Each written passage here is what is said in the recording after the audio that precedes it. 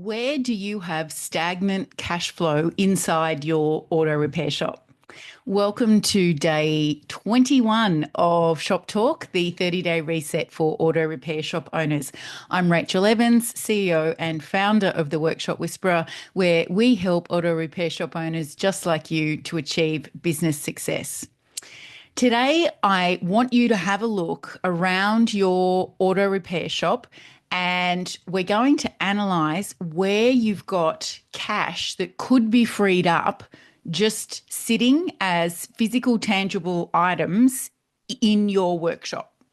Now, this most often happens when you are on really good freight runs, as in a vehicle can come in, you can assess it for what servicing and repairs need doing, you can order the parts required, and they can be there within hours.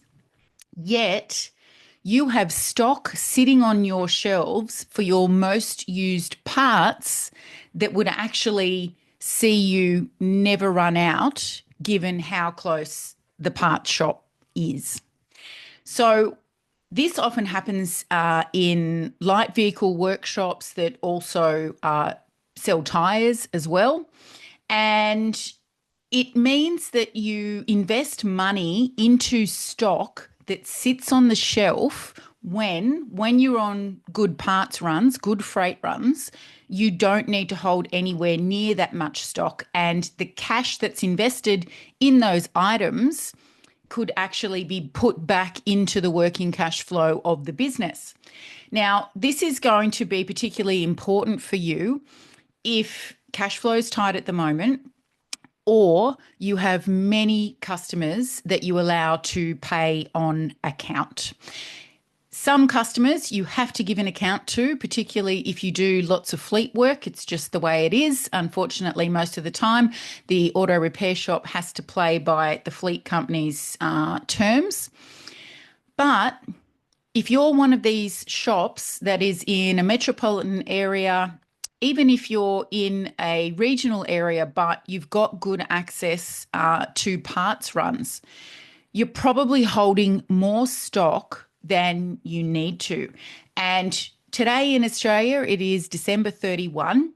You're either at work today because you've stayed open and you can have a look around and see what's there and go, yeah, we've got like 15 of this particular oil filter on the shelf, but I know I can get one over here within the hour when the vehicle comes in. Now, do you go back down to zero as your stock number? No, you don't. But you can probably easily afford to only carry 5, not 15.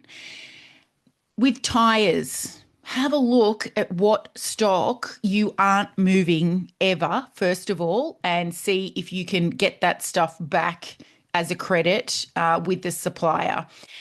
If you are not far from your tyre wholesaler, or again, you can get tyres relatively quickly, then don't have 3 sets of everything in stock.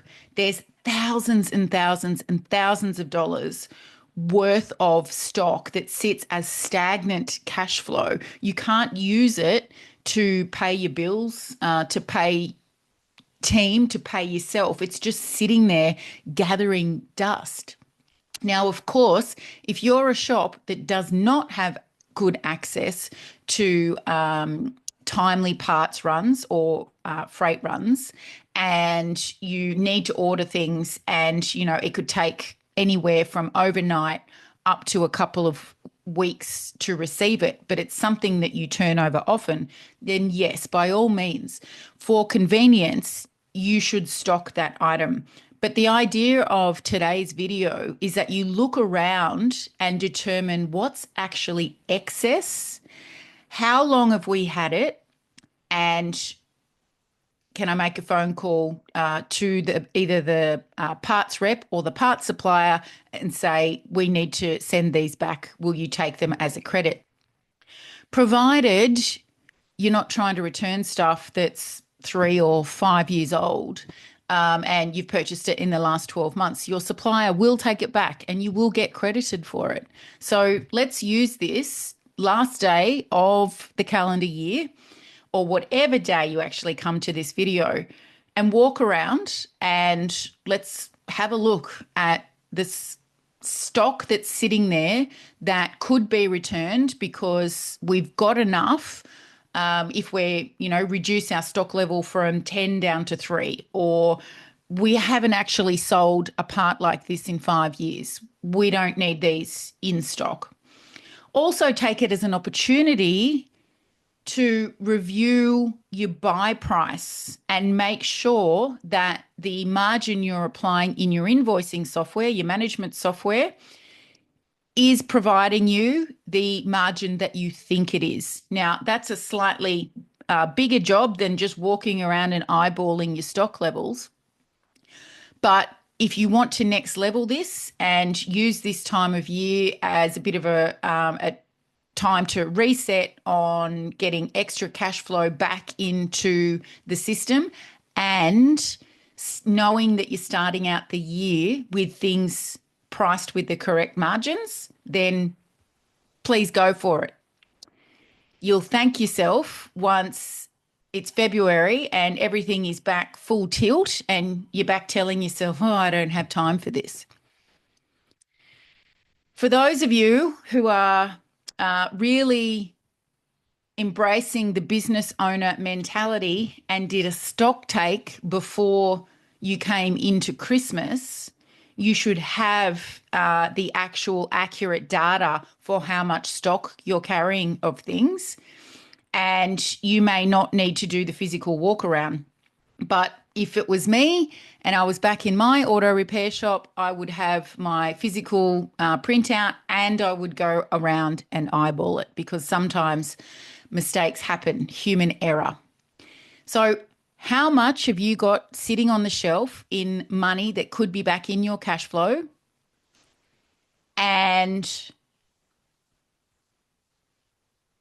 moving into 2026, make sure that we've got the correct margins applied as you believe it to be for your parts pricing. That's all from me today. I'll see you tomorrow, day 22, New Year's Day. Saying goodbye to 2025 today, whatever kind of year that was for you, and walking through the portal into 2026, the land of possibility. If you're new to the channel, please subscribe and like this video so we can send it far and wide. Have a great one.